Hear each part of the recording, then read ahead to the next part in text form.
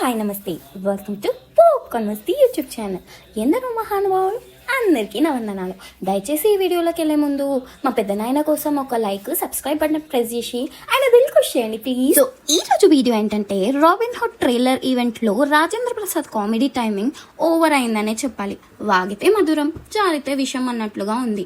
సరదాగా అనుకున్న మాటలు ఫ్యాన్స్ గుండెల్లో గుబులు పుట్టించాయి. డేవిడ్ వార్నర్ అంటే తెలుగు వాళ్ళకు ఒక సొంత మనిషి అనే చెప్పాలి. ఐపీఎల్లో సన్ రైజర్స్ హైదరాబాద్ తరపున కెప్టెన్ గా అదరగొట్టారు. ఈ విషయాన్ని పక్కకు పెడితే రాజేంద్ర ప్రసాద్ గారు ఓ ఈవెంట్ లో డేవిడ్ వార్నర్ ని ఫన్నీగా బూతులు అనేశారు. ఈ చూస్తున్న ఫ్యాన్స్ అయితే దూకుడు ఎక్కువైతే నడక మర్చిపోతారు అన్నట్లుగా ఉంది అనుకుంటున్నారు.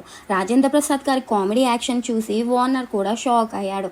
మొహం చూశాక ఏం చెప్తున్నారు సార్ అన్నట్టుగా అనుకున్నాడు. ఇంత నెగటివిటీ చూసిన రాజేంద్ర ప్రసాద్ గారు తప్పు ఎవరి వైపైనా ఉంటే ఏంటి, నేనే తల వంచాలి అన్నట్లు వెంటనే స్పందిస్తూ ఇద్దరు ఫ్రెండ్స్ మధ్య సరదాగా అనుకున్నాం, ఎవరికైనా నొచ్చినట్లుంటే క్షమించండి అని సారీ చెప్పేశారనమాట. ఇది విన్న ఫ్యాన్స్ అయితే ఇంత సీనియర్ నటుడు ఇలాంటి మాటలు మాట్లాడడం తప్పు కదా అని అనుకుంటున్నారు.